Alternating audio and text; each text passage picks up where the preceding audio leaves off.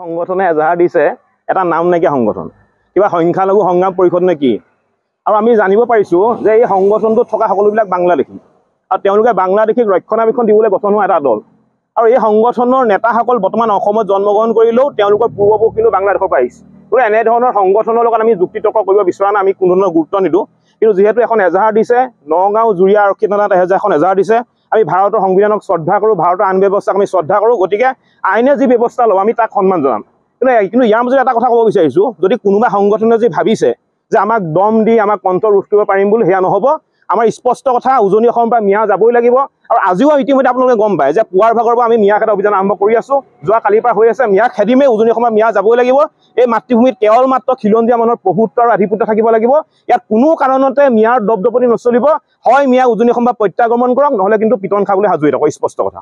বিৰোধ কৰিব পাৰে যিসকলে বাংলাদেশী প্ৰেম, যিসকলৰ অন্তৰত বাংলাদেশীৰ প্ৰতি অবাধ প্ৰেম আছে, তেওঁলোকে বিৰোধ কৰিব পাৰে। কিন্তু আমি এইবিলাক বিৰোধ কৰা ঘটনাক আমি কোনো ধৰণৰ গুৰুত্ব প্ৰদান নকৰোঁ। আমি মুঠতে আমাৰ কথা স্পষ্ট যে আমি খিলঞ্জীয়া মানুহৰ ভৱিষ্যত আমি সুৰক্ষিত কৰিব লাগিব। উজনি অসমখন আমি বচাব লাগিব, আমাৰ জাতিটো বচাব লাগিব। আৰু তাৰ কাৰণে আমি সংগ্ৰাম কৰি আছোঁ, আমাৰ সংগ্ৰাম চলি থাকিব।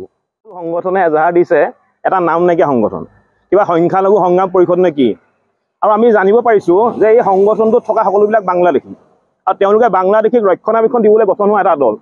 আৰু এই সংগঠনৰ নেতাসকল বৰ্তমান অসমত জন্মগ্ৰহণ কৰিলেও তেওঁলোকৰ পূৰ্বপুৰুষ কিন্তু বাংলাদেশৰ পৰা আহিছে। গতিকে এনেধৰণৰ সংগঠনৰ লগত আমি যুক্তি তৰ্ক কৰিব বিচৰা নাই, আমি কোনো ধৰণৰ গুৰুত্ব নিদিওঁ। কিন্তু যিহেতু এখন এজাহাৰ দিছে, নগাঁও জুৰীয়া আৰক্ষী থানাত এখন এজাহাৰ দিছে, আমি ভাৰতৰ সংবিধানক শ্ৰদ্ধা কৰোঁ, ভাৰতৰ আইন ব্যৱস্থাক আমি শ্ৰদ্ধা কৰোঁ। গতিকে আইনে যি ব্যৱস্থা ল'ব আমি তাক সন্মান জনাম। কিন্তু ইয়াৰ মাজত এটা কথা ক'ব বিচাৰিছোঁ, যদি কোনোবা সংগঠনে যি ভাবিছে যে আমাক দম দি আমাক কণ্ঠ ৰোধ কৰিব পাৰিম বুলি, সেয়া নহ'ব। আমাৰ স্পষ্ট কথা, উজনি অসমৰ পৰা মিয়া যাবই লাগিব। আৰু আজিও ইতিমধ্যে আপোনালোকে গম পায় যে পুৱাৰ ভাগৰ পৰা আমি মিয়া খেদা অভিযান আৰম্ভ কৰি আছোঁ। যোৱা কালিৰ পৰা হৈ আছে, মিয়া খেদিমেই উজনি অসমৰ মিয়া যাবই লাগিব। এই মাতৃভূমিত কেৱল মাত্ৰ খিলঞ্জীয়া মানুহৰ প্ৰভুত্ব আৰু আধিপত্য থাকিব লাগিব। ইয়াত কোনো কাৰণতে মিয়াৰ দপদপনি নচলিব। হয় মিয়া উজনি অসম পৰা প্ৰত্যাগমন কৰক, নহ'লে কিন্তু পিটন খাবলৈ সাজু হৈ থাকক, স্পষ্ট কথা। বিৰোধ কৰিব পাৰে যিসকলে বাংলাদেশী প্ৰেম, যিসকলৰ অন্তৰত বাংলাদেশীৰ প্ৰতি অবাধ প্ৰেম আছে, তেওঁলোকে বিৰোধ কৰিব পাৰে। কিন্তু আমি এইবিলাক বিৰোধ কৰা ঘটনাক আমি কোনো ধৰণৰ গুৰুত্ব প্ৰদান নকৰোঁ। আমি মুঠতে আমাৰ কথা স্পষ্ট যে আমি খিলঞ্জীয়া মানুহৰ ভৱিষ্যত আমি সুৰক্ষিত কৰিব লাগিব। উজনি অসমখন আমি বচাব লাগিব, আমাৰ জাতিটো বচাব লাগিব। আৰু তাৰ কাৰণে আমি সংগ্ৰাম কৰি আছোঁ, আমাৰ সংগ্ৰাম চলি থাকিব। আপুনি বিচৰা বাতৰি পাব কেৱল নিউজ 18 এপত। নিউজ 18 এপ ডাউনলোড কৰিবলৈ স্কেন কৰক এই QR কোড। গুগল প্লে ষ্টৰতো পাব এই নিউজ 18 এপ। সংগঠনে এজাহাৰ দিছে এটা নাম নাইকিয়া সংগঠন, কিবা সংখ্যালঘু সংগ্ৰাম পৰিষদ নে কি। আৰু আমি জানিব পাৰিছোঁ যে এই সংগঠনটোত থকা সকলোবিলাক বাংলাদেশী আৰু তেওঁলোকে বাংলাদেশীক ৰক্ষণাবেক্ষণ দিবলৈ গঠন হোৱা এটা দল। আৰু এই সংগঠনৰ নেতাসকল বৰ্তমান অসমত জন্মগ্ৰহণ কৰিলেও তেওঁলোকৰ পূৰ্বপুৰুষ কিন্তু বাংলাদেশৰ পৰা আহিছে। গতিকে এনেধৰণৰ সংগঠনৰ লগত আমি যুক্তি তৰ্ক কৰিব বিচৰা নাই, আমি কোনো ধৰণৰ গুৰুত্ব নিদিওঁ। কিন্তু যিহেতু এখন এজাহাৰ দিছে, নগাঁও জুৰীয়া আৰক্ষী থানাত এখন এজাহাৰ দিছে, আমি ভাৰতৰ সংবিধানক শ্ৰদ্ধা কৰোঁ, ভাৰতৰ আইন ব্যৱস্থাক আমি শ্ৰদ্ধা কৰোঁ। গতিকে আইনে যি ব্যৱস্থা ল'ব আমি তাক সন্মান জনাম। কিন্তু ইয়াৰ মাজত এটা কথা ক'ব বিচাৰিছোঁ, যদি কোনোবা সংগঠনে যি ভাবিছে যে আমাক দম দি আমাক কণ্ঠ ৰোধ কৰিব পাৰিম বুলি, সেয়া নহ'ব। আমাৰ স্পষ্ট কথা, উজনি অসমৰ পৰা মিয়া যাবই লাগিব। আৰু আজিও ইতিমধ্যে আপোনালোকে গম পায় যে পুৱাৰ ভাগৰ পৰা আমি মিয়া খেদা অভিযান আৰম্ভ কৰি আছোঁ। যোৱা কালিৰ পৰা হৈ আছে, মিয়া খেদিমেই উজনি অসমৰ মিয়া যাবই লাগিব। এই মাতৃভূমিত কেৱল মাত্ৰ খিলঞ্জীয়া মানুহৰ প্ৰভুত্ব আৰু আধিপত্য থাকিব লাগিব। ইয়াত কোনো কাৰণতে মিয়াৰ দপদপনি নচলিব। হয় মিয়া উজনি অসম পৰা প্ৰত্যাগমন কৰক, নহ'লে কিন্তু পিটন খাবলৈ সাজু হৈ থাকক, স্পষ্ট কথা। বিৰোধ কৰিব পাৰে যিসকলে বাংলাদেশী প্ৰেম, যিসকলৰ অন্তৰত বাংলাদেশীৰ প্ৰতি অবাধ প্ৰেম আছে, তেওঁলোকে বিৰোধ কৰিব পাৰে। কিন্তু আমি এইবিলাক বিৰোধ কৰা ঘটনাক আমি কোনো ধৰণৰ গুৰুত্ব প্ৰদান নকৰোঁ। আমি মুঠতে আমাৰ কথা স্পষ্ট যে আমি খিলঞ্জীয়া মানুহৰ ভৱিষ্যত আমি সুৰক্ষিত কৰিব লাগিব।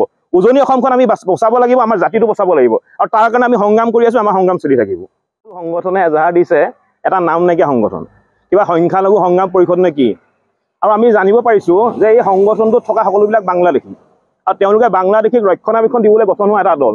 আৰু এই সংগঠনৰ নেতাসকল বৰ্তমান অসমত জন্মগ্ৰহণ কৰিলেও তেওঁলোকৰ পূৰ্বপুৰুষ কিন্তু বাংলাদেশৰ পৰা আহিছে। গতিকে এনেধৰণৰ সংগঠনৰ লগত আমি যুক্তি তৰ্ক কৰিব বিচৰা নাই, আমি কোনো ধৰণৰ গুৰুত্ব নিদিওঁ। কিন্তু যিহেতু এখন এজাহাৰ দিছে, নগাঁও জুৰীয়া আৰক্ষী থানাত এখন এজাহাৰ দিছে, আমি ভাৰতৰ সংবিধানক শ্ৰদ্ধা কৰোঁ, ভাৰতৰ আইন ব্যৱস্থাক আমি শ্ৰদ্ধা কৰোঁ। গতিকে আইনে যি ব্যৱস্থা ল'ব আমি তাক সন্মান জনাম।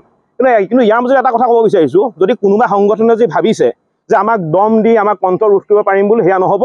আমাৰ স্পষ্ট কথা, উজনি অসমৰ পৰা মিয়া যাবই লাগিব। আৰু আজিও ইতিমধ্যে আপোনালোকে গম পায় যে পুৱাৰ ভাগৰ পৰা আমি মিয়া খেদা অভিযান আৰম্ভ কৰি আছোঁ। যোৱা কালিৰ পৰা হৈ আছে, মিয়া খেদিমেই উজনি অসমৰ মিয়া যাবই লাগিব। এই মাতৃভূমিত কেৱল মাত্ৰ খিলঞ্জীয়া মানুহৰ প্ৰভুত্ব আৰু আধিপত্য থাকিব লাগিব। ইয়াত কোনো কাৰণতে মিয়াৰ দপদপনি নচলিব। হয় মিয়া উজনি অসম পৰা প্ৰত্যাগমন কৰক, নহ'লে কিন্তু পিটন খাবলৈ সাজু হৈ থাকক, স্পষ্ট কথা। বিৰোধ কৰিব পাৰে যিসকলে বাংলাদেশী প্ৰেম, যিসকলৰ অন্তৰত বাংলাদেশীৰ প্ৰতি অবাধ প্ৰেম আছে, তেওঁলোকে বিৰোধ কৰিব পাৰে। কিন্তু আমি এইবিলাক বিৰোধ কৰা ঘটনাক আমি কোনো ধৰণৰ গুৰুত্ব প্ৰদান নকৰোঁ।